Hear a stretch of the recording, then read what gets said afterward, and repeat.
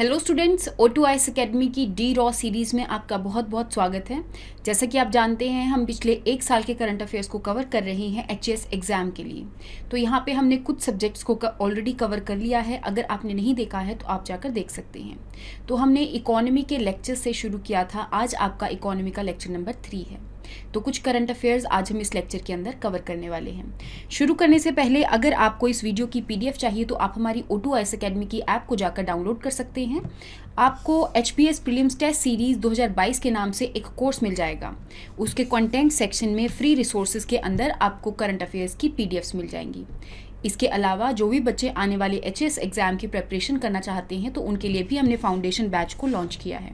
तो आप जाकर एक बार इसको देख सकते हैं, जिसके अंदर हम अलग अलग सब्जेक्ट्स बेसिकली कवर करवाएंगे और इसके अंदर हम स्टेट स्पेसिफिक GK को भी कवर करवाएंगे। तो शुरू करते हैं आज की सबसे पहली न्यूज़ से, क्योंकि ज़्यादातर सारी इकोनॉमी से ही रिलेटेड होंगी, किसी ना किसी वे से हमारी इकोनॉमी को एक तरह से बढ़ाने के लिए कॉन्ट्रीब्यूट कर रही हैं। तो सबसे पहले बात करते हैं कि 2 प्रोजेक्ट्स को रिवाइव किया गया है। सबसे पहला प्रोजेक्ट है नमदा क्राफ्ट ऑफ कश्मीर और दूसरा प्रोजेक्ट है कि हमने कश्मीर के आर्टिसंस और वीवर्स की अपस्किलिंग करनी है। इन दोनों के दोनों प्रोजेक्ट को एक पर्टिकुलर स्कीम के अंदर रिवाइव करा जा रहा है। उस स्कीम का नाम आपने याद रखना है, दैट इज प्रधानमंत्री कौशल विकास योजना 3.0।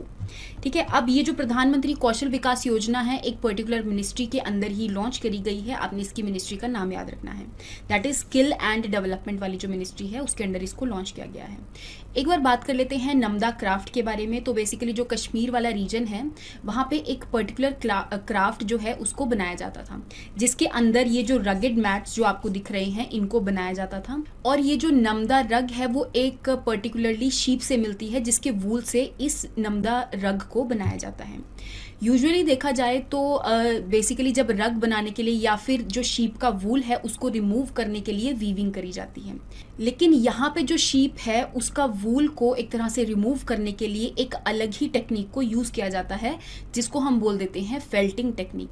फेल्टिंग टेक्निक के अंदर शीप के ऊपर जो वूल है उसको इस तरह से रिमूव किया जाता है जैसे कि यहाँ पे हीट को एक तरह से प्रोवाइड किया जाता है कि अल्टीमेटली वो खुद ब खुद ही जो वूल है वो रिमूव हो जाए। ठीक है, तो आपने याद रखना है कि नमदा क्राफ्ट जो है वो कौन से रीजन में फेमस है, कौन सी स्कीम के अंदर इसको लॉन्च किया गया है, कौन सी मिनिस्ट्री के अंदर आती है। ठीक है, ये सब चीज़ें आपने याद रखनी है। और इस बेसिकली स्कीम के अंदर कैसे रिवाइव करी जा रही है, तो यहाँ पे जो भी क्राफ्ट पर्सन है उनको ट्रेनिंग दी जाएगी अलग अलग बैचेस के अंदर।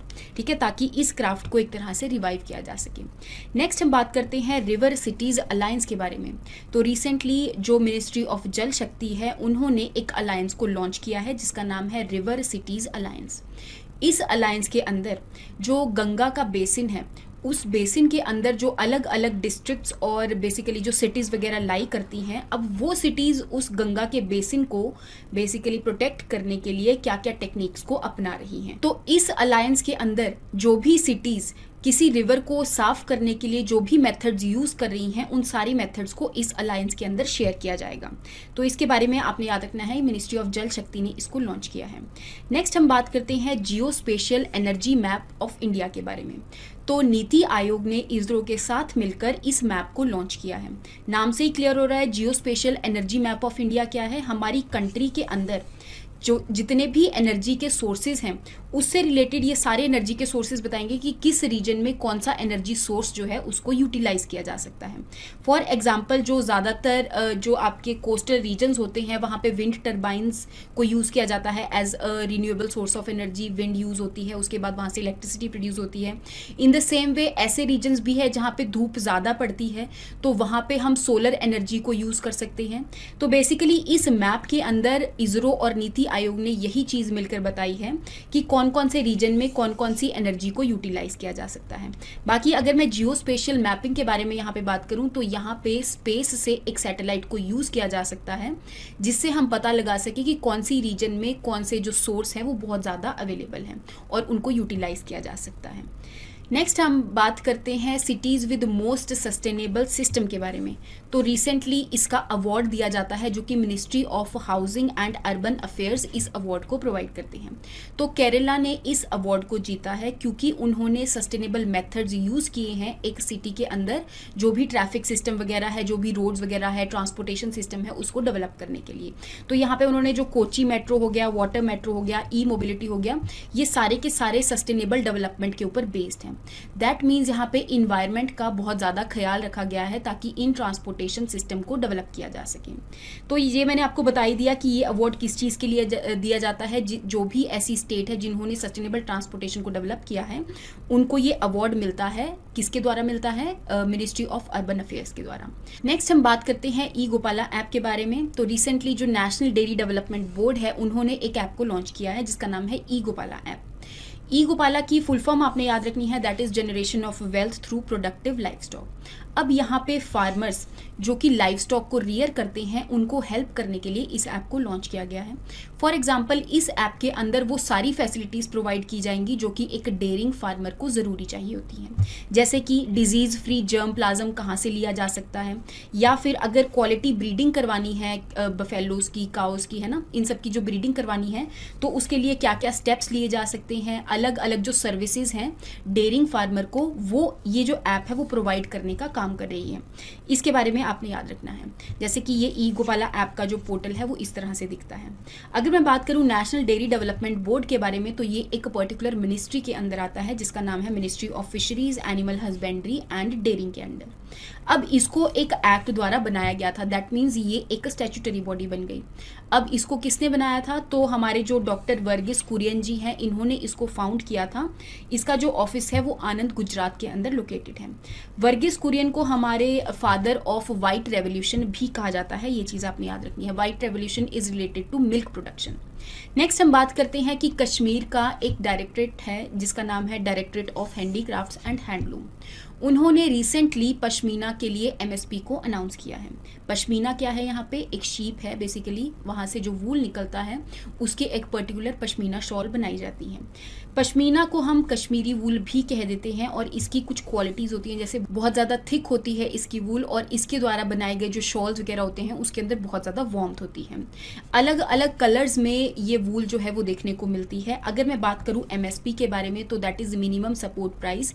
दैट मीन्स यहाँ पे जो फार्मर्स वगैरह हैं उनको हेल्प करने के लिए जो हमारी सरकार है वो इंटरफेयर करते हैं। कैसे इंटरफेयर करते हैं? मिनिमम सपोर्ट प्राइस को अनाउंस कर देते हैं कि इस प्राइस से नीचे आप वूल को नहीं बेच सकते, या फिर फार्मर से अगर आपने लेना है वूल तो यहाँ पे आप इस प्राइस से नीचे नहीं ले सकते हैं, उसको हम बोल देते हैं मिनिमम सपोर्ट प्राइस।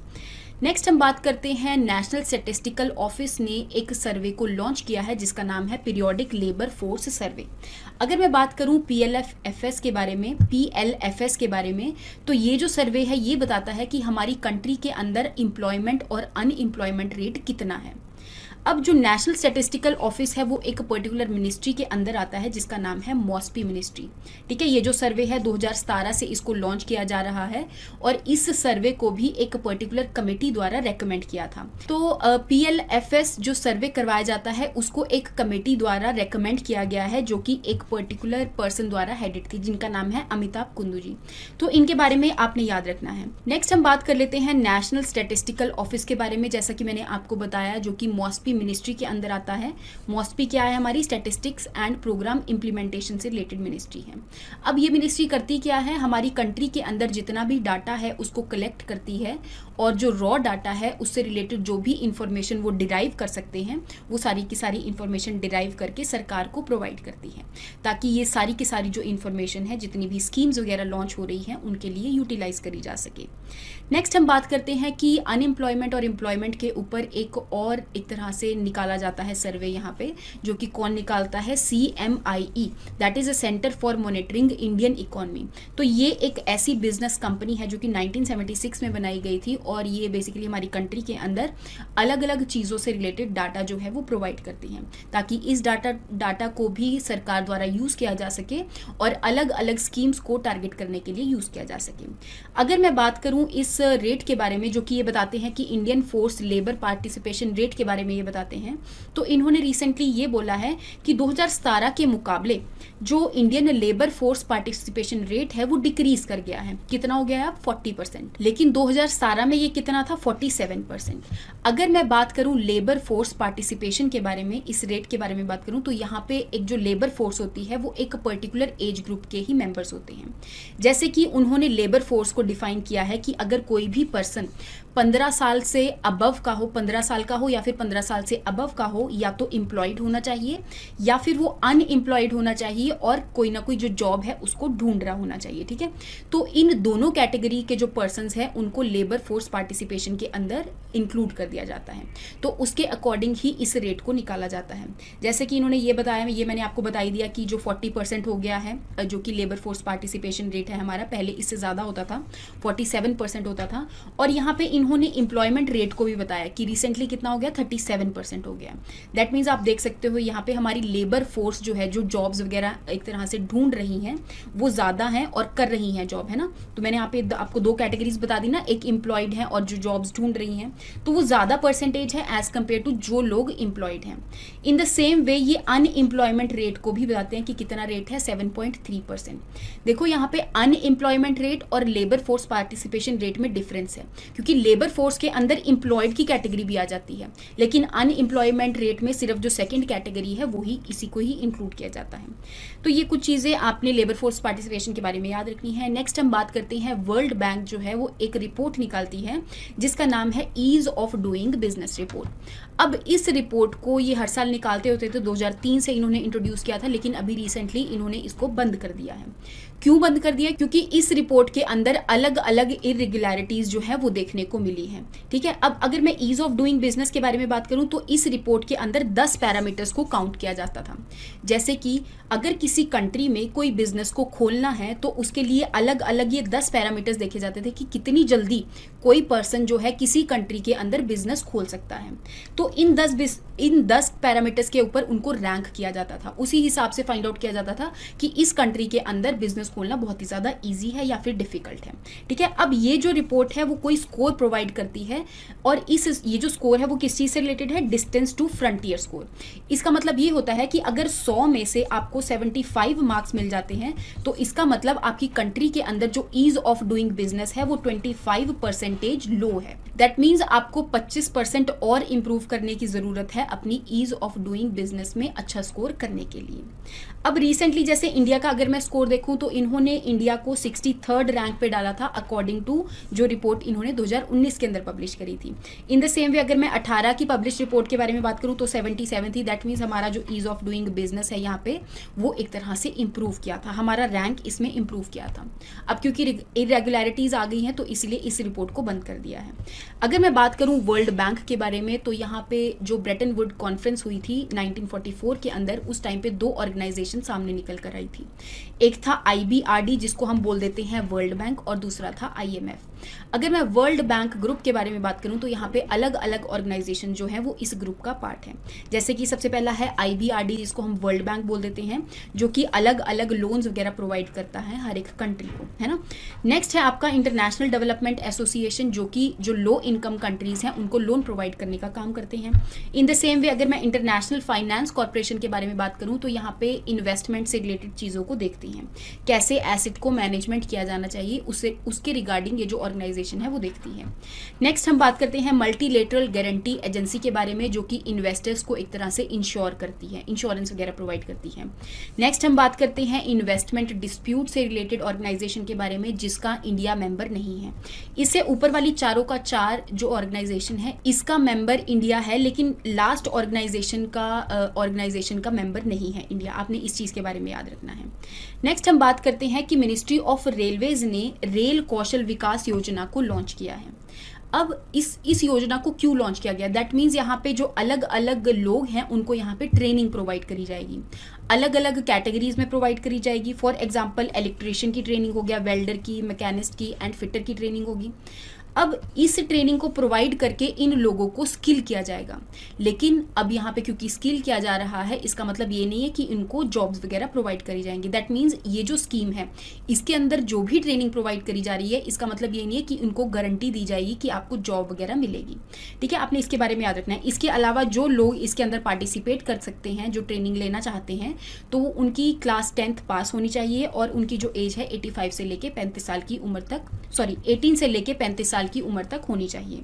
अगर मैं रेल कौशल विकास योजना के बारे में यहाँ पे बात करूँ तो इस योजना को 2015 में रिलीज किया गया था, लॉन्च किया गया था ministry of skill development and entrepreneur की मिनिस्ट्री के अंडर। इसका काम यही था कि हमारी कंट्री के अंदर प्रोडक्टिविटी को इंक्रीज करने के लिए लोगों को ट्रेनिंग प्रोवाइड करी जाएगी। नेक्स्ट हम बात करते हैं CSIR के अरोमा मिशन के बारे में। तो बेसिकली CSIR की अलग अलग लैब्स हैं जो ऑल ओवर द इंडिया लाई करती हैं। ठीक है, ऑल ओवर द इंडिया इनकी लैब्स हैं। तो उसमें से एक लैब है जो कि लखनऊ में लाई करती है। कौन सी लैब है? Central institute of medicinal and aromatic plants. तो ये जो लैब है ज़्यादातर एरोमेटिक प्लांट्स के ऊपर रिसर्च वगैरह करती है। तो इन्होंने ही अरोमा मिशन को लॉन्च किया है। अगर मैं अरोमा मिशन के बारे में बात करूं तो आपको पता होगा कि ऐसी भी क्रॉप्स होती हैं जो कि एरोमेटिक कंपाउंड्स को एक तरह से रिलीज करती हैं। फॉर एग्जाम्पल यहाँ पे जो लेवेंडर है उसका जो ऑयल है वो अलग अलग पर्पसेस के लिए, अलग अलग, जैसे परफ्यूम इंडस्ट्री हो गया है ना, अलग अलग एरोमेटिक चीज़ों के लिए यूज़ किया जा सकता है। इन द सेम वे और जो कि ऐसी क्रॉप्स भी होती हैं जो कि फ्रेग्रेंस पर्पसेस के लिए यूज़ होती है। दैट मीन्स एरोमेटिक कंपाउंड्स बनाने के लिए उन क्रॉप्स को यूज़ किया जा सकता है। तो इन द सेम वे अगर मैं इस मिशन के बारे में बात करूं तो ये फार्मर्स की जो इनकम है उसको भी इम्प्रूव करने का काम करती है। तो आपने इसके बारे में याद रखना है कि बेसिकली अरोमा मिशन को लॉन्च किया गया है, किसने लॉन्च किया है, और अरोमा मिशन के अंदर एक प्लांट आ जाता है जो कि है लेवेंडर। लेवेंडर की क्रॉप प्रोडक्शन को इंक्रीज करने के लिए एक पर्टिकुलर रेवोल्यूशन इसके नाम पर है जिसको हम पर्पल रेवोल्यूशन बोल देते हैं। अगर मैं बात करूं CSIR के बारे में तो ये 1942 में एस्टैब्लिश करी गई थी। हमारी कंट्री के अंदर जो भी साइंटिफिक रिसर्च वगैरह करने का ये इंस्टीट्यूट करता है और इस इंस्टीट्यूट की ऑल ओवर द इंडिया बहुत सारी लैब्स हैं। और इस इंस्टीट्यूट को भी सोसाइटीज रजिस्ट्रेशन एक्ट 1860 के अंदर बेसिकली रजिस्टर किया गया है। इसके बारे में आपने याद रखना है, ministry of science and technology के अंडर ये आती है। नेक्स्ट हम बात करते हैं कि KVIC ने एक प्रोग्राम को लॉन्च किया है जिसका नाम है स्पिन प्रोग्राम। स्पिन की आपने फुल फॉर्म याद रखनी है, ये जो पॉटर्स का व्हील होता है ना उससे रिलेटेड है, इसके नाम पे इन्होंने स्पिन को रखा है। अगर मैं स्पिन की फुल फॉर्म की बात करूं तो strengthening the potential of India इसका बेसिकली फुल फॉर्म है। अगर मैं बात करूं कि इस स्पिन का क्या पर्पस है तो यहाँ पे जितने भी पॉटर्स हैं उनको इजी लोन प्रोवाइड करने के लिए ये जो प्रोग्राम है वो काम करेगा। अब लोन प्रोवाइड होगा कहाँ से? तो प्रधानमंत्री शिशु मुद्रा योजना जो है इसके अंडर जो पॉटर्स हैं वो इजीली लोन जो है वो ले सकते हैं। ठीक है, कहाँ से लेंगे? स्पिन प्रोग्राम के अंदर बेसिकली लोन जो है वो इसी योजना के अंडर प्रोवाइड किया जाएगा। लेकिन पोर्टल कौन सा होगा? तो वो स्पिन पोर्टल होगा जो कि KVIC ने लॉन्च किया है। तो इसके बारे में आपको पता होना चाहिए, एक तरह से हमारे जो पॉटर्स हैं उनको सेल्फ रिलायंट बनाने के लिए। अगर मैं बात करूं KVIC के बारे में तो इसको भी एक एक्ट के द्वारा बनाया गया था। तो दैट मीन्स ये एक स्टैट्यूटरी बॉडी है। KVIC का मतलब यहाँ पे ये है khadi and village industries commission. ठीक है, तो इस एक्ट को इसलिए बनाया गया था ताकि हमारे जो कंट्री का पोटेंशियल है जो कि ज़्यादातर विलेजेस के अंदर है उनके पोटेंशियल को इन्हांस करने के लिए ये ऑर्गेनाइजेशन काम करती है। ये जो ऑर्गेनाइजेशन है वो एक पर्टिकुलर मिनिस्ट्री के अंदर आती है जिसको हम बोल देते हैं MSME मिनिस्ट्री।